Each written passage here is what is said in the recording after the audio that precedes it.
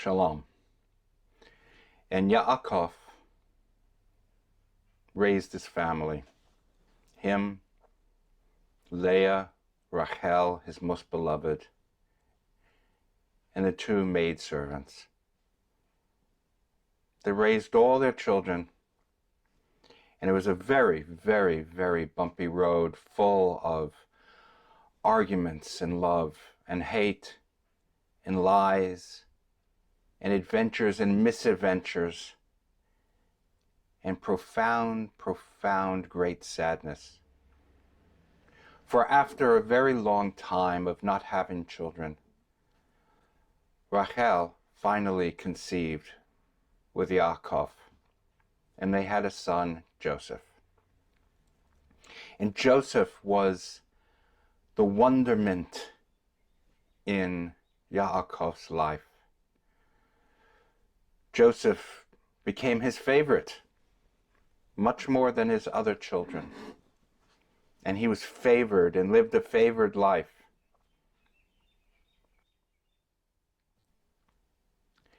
And along with that favored life grew great resentment, especially among his other brothers, Leah's and the maidservants' children. And it was like a seed that through this jealousy and hatred and mistrust and misunderstandings, that the seed grew and grew into a poisonous plant that one day, unfortunately, would flourish.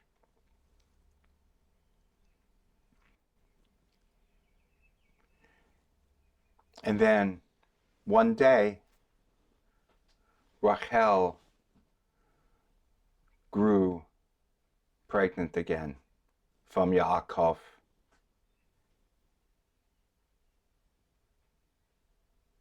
And while they were traveling in the wilderness, in the desert, Rachel gave birth to another son for Yaakov. And then in the suddenness, mingling that great joy of a birth of another son, another child,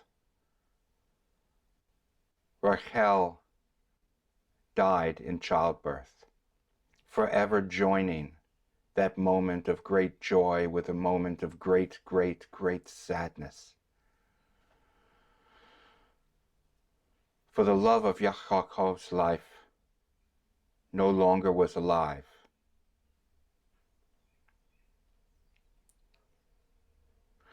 They named the child Benjamin.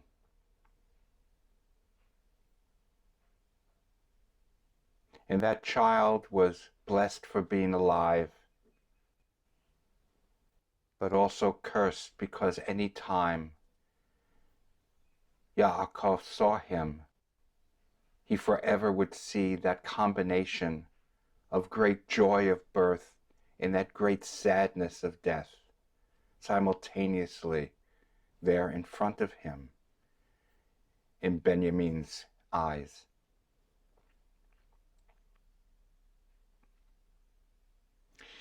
And some time passed, and with the passing of Rachel, Yaakov showered more and more attention and more protectiveness onto his son Joseph, which only increased that resentment from the other brothers. And Joseph had developed a talent for not only remembering dreams, but also interpreting them. And his brothers one day, as they usually did, went out to be able to tend the sheep, the flocks, while Joseph stayed home and studied and stayed with Yaakov in the tent.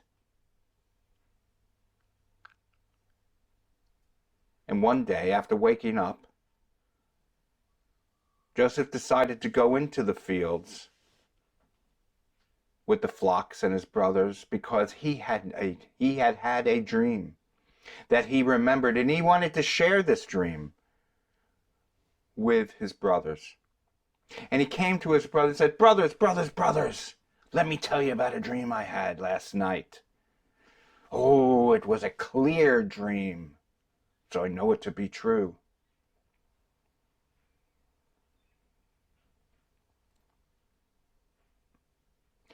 In this dream,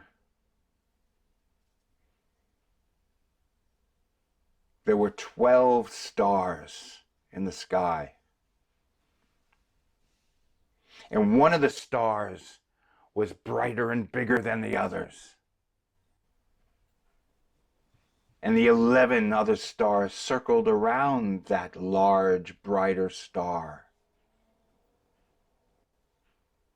What a wondrous dream this is. And then he left and went back to the tent.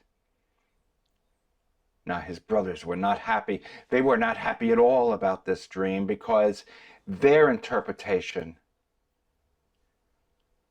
was that Joseph believed he was the large, bright star, and the other 11 stars were the brothers that would circle around and serve this one bright star.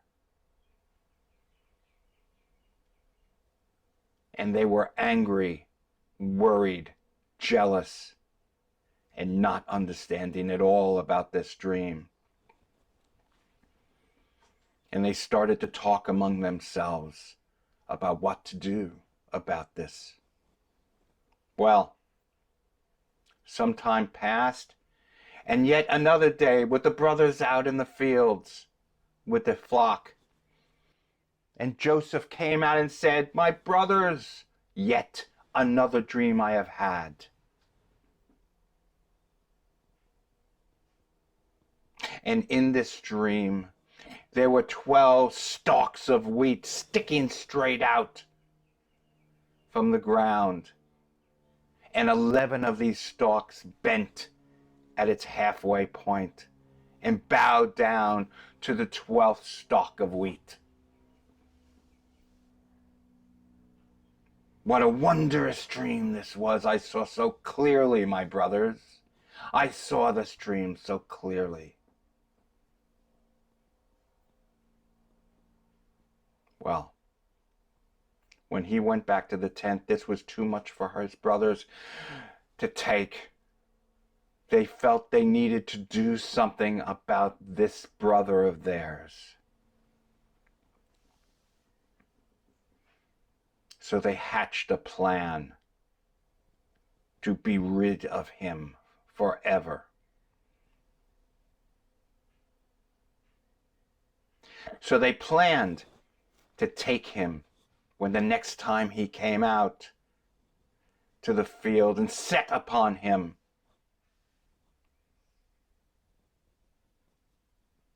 They would take his clothes that were a coat of many colors, because that coat was symbolic of how much their father, their Abba, Yaakov, loved him above the rest of them.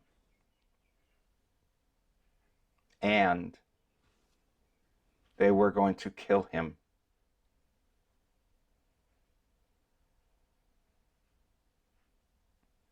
And they were going to throw him down the well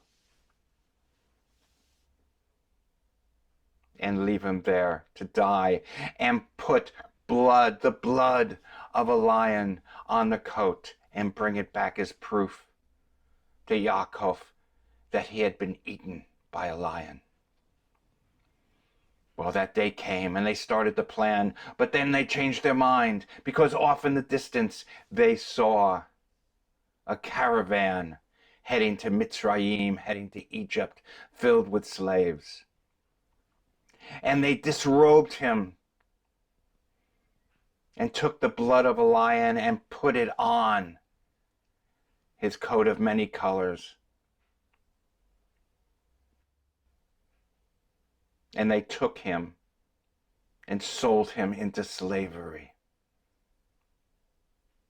And off he went in the horizon, with the caravan, and they thought they would never see him again. They went back to their tent, and they showed the bloodied coat of many color to Yaakov, and Yaakov was broken. He wept into the coat and sat in mourning for, some say, the rest of his life. Meanwhile, Joseph was heading into slavery in Mitzrayim.